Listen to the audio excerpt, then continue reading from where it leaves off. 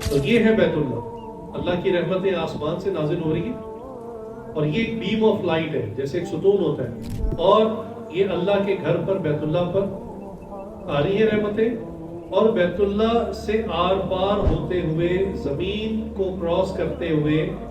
جہاں آخری حد ہے کائنات کی وہاں تک جا رہی ہے۔ یہ اتنا بڑا ستون ہے۔ حدیث میں آتا ہے کہ آسمانوں میں بھی ایک اسی طرح کا گھر ہے، اسی کی سیدھ میں اوپر، اس کا نام ہے بیت اللہ، اس کا نام ہے بیت المعمور، اسی کی سیدھ میں اوپر ہے آسمانوں۔ اللہ کی رحمتیں جہاں سے اس کا آغاز ہوتا ہے،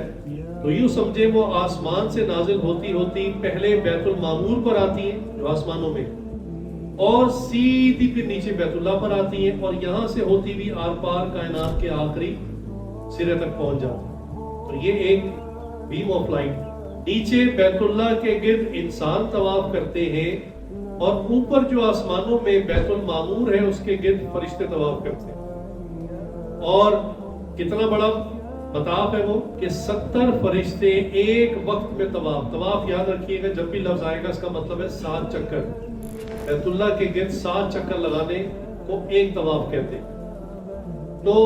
اوپر جو ہے 70 فرشتے ایک ٹائم میں طواف کرتے ہیں، اور حدیث میں آیا